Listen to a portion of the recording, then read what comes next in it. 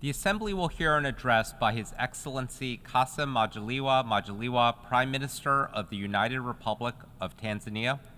I request protocol to escort His Excellency and invite him to address the Assembly.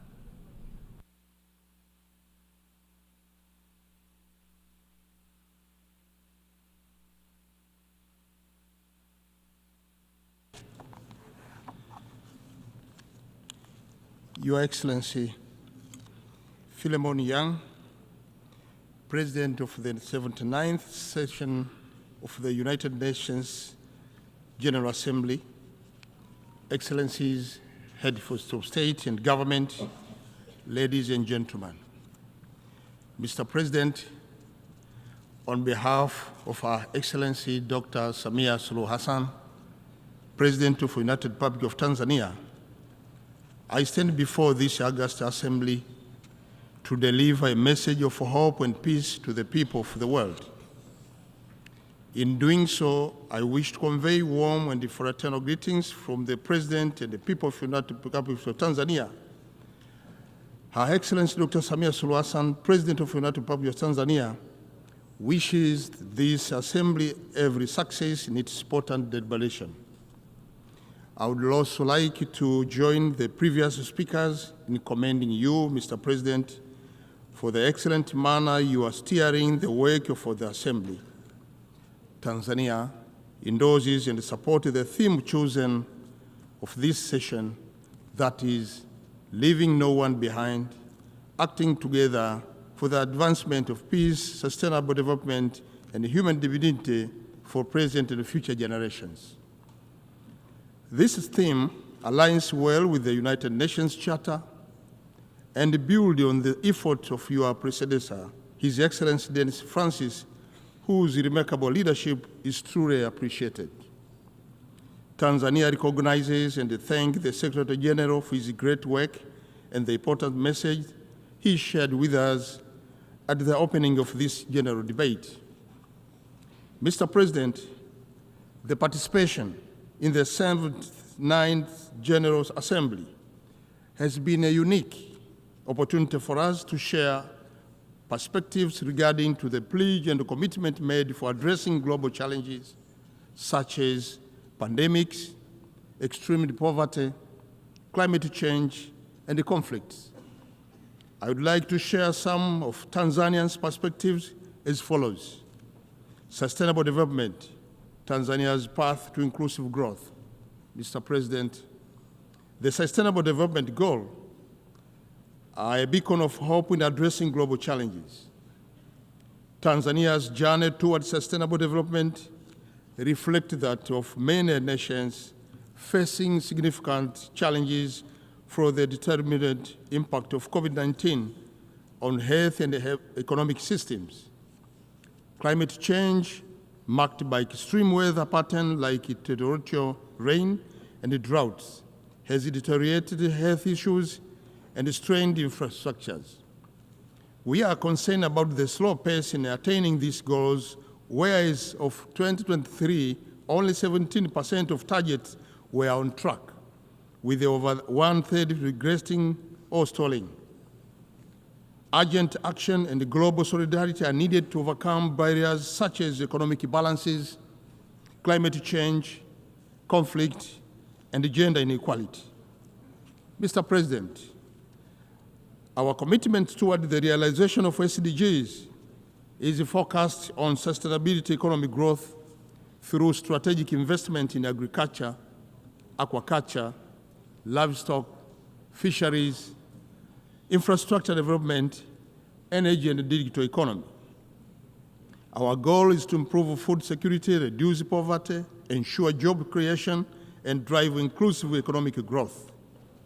There are many success stories in Tanzania emanating from this investment, such as the empowerment of youth through the Building Better Tomorrow agriculture initiatives in mainland Tanzania, and empowerment of local women in Zanzibar through seaweed farming. On the other hand, Tanzania implements policies to ensure access to quality healthcare and education for all citizens, including the Universal Health Insurance Act and the free basic education. The government also invests in vocational training and STEM education to prepare youth for job market and digital economy. Defending human dignity, inclusivity, and equality. Mr. President, for decades, Tanzania foreign policy has prioritized respect for human dignity. Addressing this assembly on 4th December 1961, Mwalimu Julius Kambarage Nyerere, the then Prime Minister of Tanganyika, stated that the basis of our action, internal and external, will be an honest attempt to honor the dignity of man. Mr. President, Tanzania has maintained this pledge by leading the fight against colonialism and racism. In this regard, Tanzania hosted the OAU Liberation Committee, supporting freedom fighters in their struggles for independence. Despite gaining political liberation, many countries still face economic sanction and inhuman conditions which hinders the achievement of genuine development.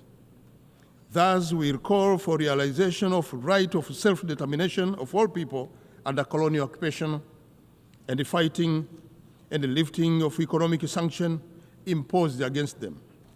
This assembly must continue to more boldly call for the lifting of economic sanctions placed against the people of Cuba and other countries too. So, to allow the peoples of these countries realize their basic rights, including rights to development. Mr. President, global humanitarian crisis due to war, conflict, and natural disaster requires unrestricted access to humanitarian aid, fair treatment of victims, accountability to actual sites, and the United Nations commitment to uphold human dignity for a peace world. Tanzania believes that every individual deserves to live in dignity, freedom, and security to reach their full potential. The United Nations must not remain indifferent in these solutions, as doing so would only determine its legitimacy. Mr. President, let me talk about peace and security. Security is indivisible.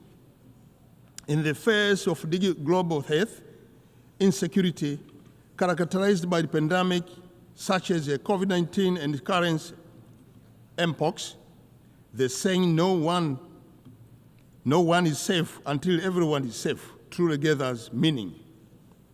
It is imperative that we should invest more in peace, foster unity, and rebuild trust. In this regard, Tanzania welcomes the adoption of General Assembly Resolution 78/312, which proclaimed July 7th as World Kiswahili Language Day. Kiswahili is a language spoken by over 200 million people in all continents of the world. It's an important tool for advancing peace, unity, and cultural diversity. While Tanzania and other Kiswahili-speaking countries looking forward to commemorate this day in 2025 and beyond, we also call on this assembly to explore the possibility of recognizing Kiswahili as an official language of our esteemed organization or as this assembly. Tanzania, East African Community, South African Development Community, and the African Union have already led the way to Kiswahili speaking, and it is again important that we invest more in peace initiatives because there is no development without peace and unity. Your Excellency, Mr. President, in recognition of this requirement, Tanzania has several decades participated in peacekeeping, peace building, and mediation efforts. Tanzania has and continues to contribute towards world peace through its membership in the United Nations Security Council and the African Union Peace and Security Council.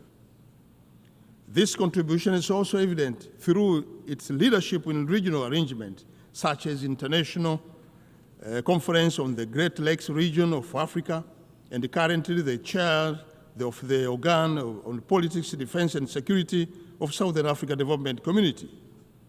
I wish to reassure this August Assembly that Tanzania's commitment towards peace will not weaken.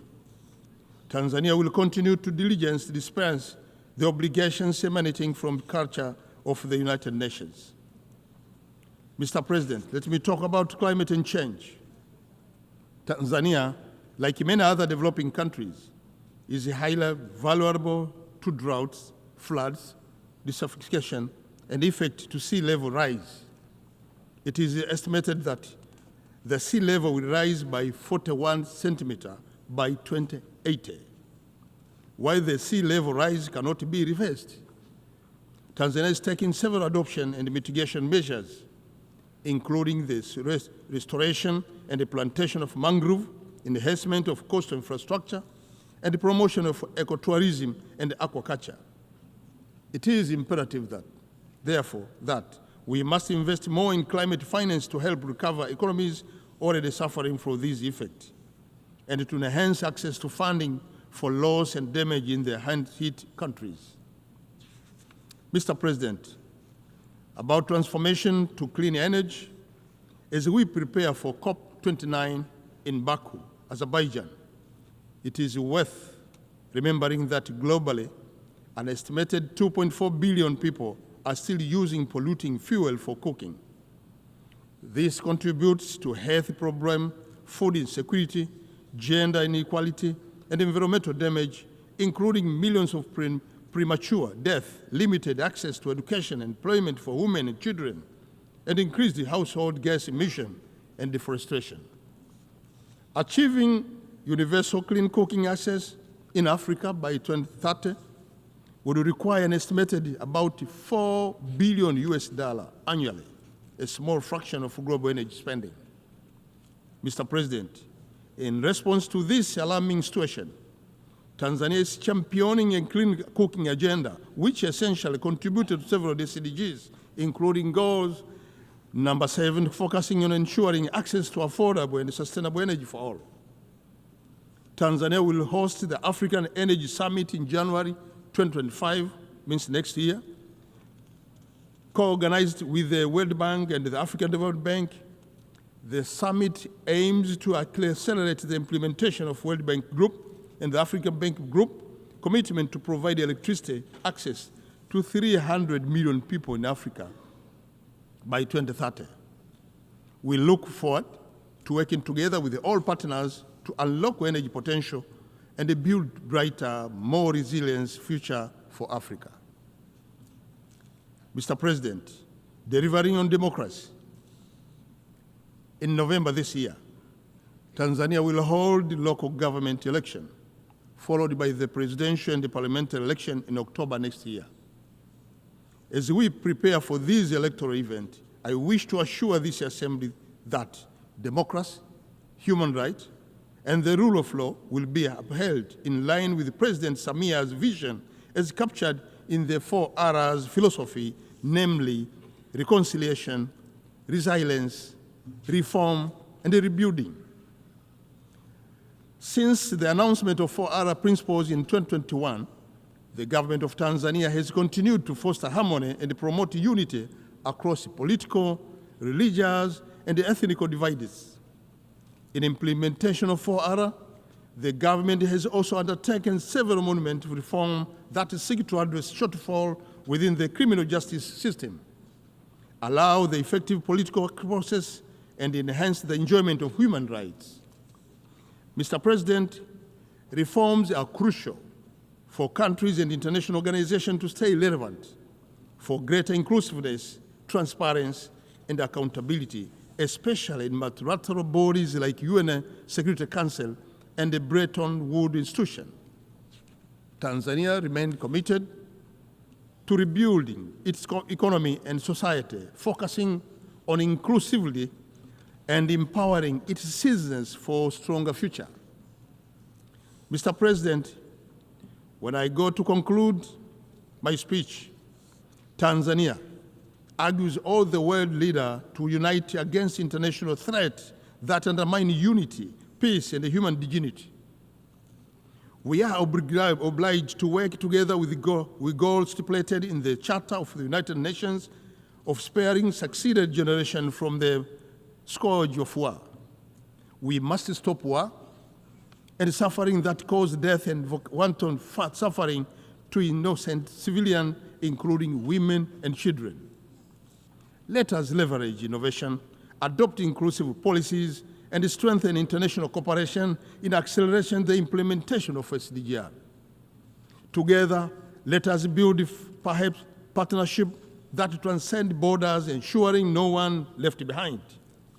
Let us undertake the necessary reform to make our multilateral institution fit for purpose. Let us rebuild trust and reconcile our differences.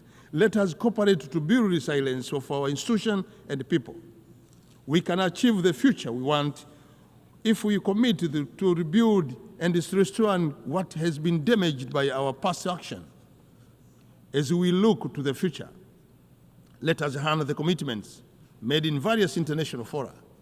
Together, let us embrace this moment with optimism and the shared dedication to inclusivity.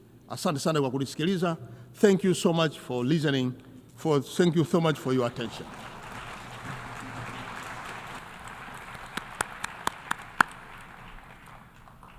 On behalf of the Assembly, I wish to thank the Prime Minister of the United Republic of Tanzania.